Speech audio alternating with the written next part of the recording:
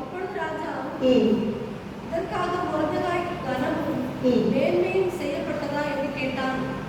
அதற்கு ராஜாவை சேவிக்கிற ஊழியக்காரர் அவருக்கு மட்டும் செய்யப்படவில்லை என்று சொன்னார். சரி, 2வது வசனத்துல வாசிங்கன்னா, ஒரு முறை ராஜாவுக்கு மேல அந்த 2 பிரதானிகள், அவங்க பேர் பிக்தனாவும் தேரேசும், இந்த 2 பேர் என்ன பண்ணிட்டாங்கன்னா ராஜாவை கொல்றதுக்கு வழி பார்த்துருக்காங்க, முகம் பார்த்துருக்காங்க.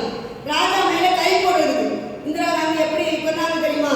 அவங்க கூட இருந்த அந்த 2 சிப்பாய்கள் தான் கொண்டாங்க. அவங்க காலையிலே 8 மணிக்கு, இந்திரா காந்தி 3 மணி நேரம் தான் தூங்குவாங்களாம். மொத்தமே அவங்களுக்கு 3 மணி நேரம் தான் தூக்கமா. அவங்க காலையில எழுப்பி நீட்டா கிளம்பி ட்ரெஸ் பண்ணி அவங்க அலுவலகத்துக்கு வரும்பொழுது, வீட்டில இருந்து அலுவலகத்துக்கு வெளியே வரும்போது தான் அவங்க 2 பேர் வச்சுட்டாங்க, ஷூட் பண்ணி கொண்டுட்டாங்க இந்திரா காந்தி.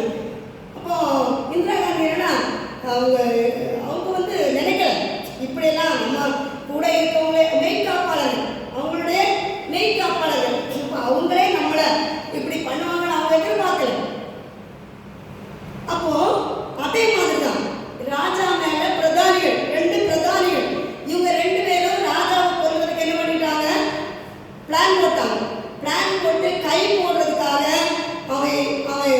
அவன் அது முயற்சி பண்ணும் பொழுது யார் எல்லாரும் பார்த்துட்டாங்க, தடவடி. அது யார் சொன்னது? அந்த ரகசியத்தை யார் சொன்னது? மொர்தெகாய்க்கு அந்த தகவல் தெரிஞ்சிருக்கு. உடனே அவன் சொல்லிட்டான். ராஜா என்ன செய்தார்? பாதுகாக்கப்பட்டுட்டாங்க. அப்ப இந்த விஷயம் அதுல எழுதியிருக்கு, அந்த அந்த புஸ்தகத்துல, அந்த ரெக்கார்ட்ல, அது ரிட்டன்ல இருக்குது, எழுதியிருக்கு.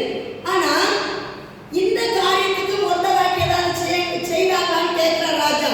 அப்போ அப்புறம் அவங்க சொல்றாங்க, வாசிக்கிறவங்க இல்ல, ஒண்ணுமே செய்யல. உடனே ராஜா கூப்பிடுறாரு. அங்க யார் வர? ஆமான் வர. எப்பா, ராஜா விரும்புகிற கனம் பண்ண நினைக்கிற மனிதனுக்கு என்ன செய்யணும்? இவன் என்ன நினைக்கிறான் தெரியுமா?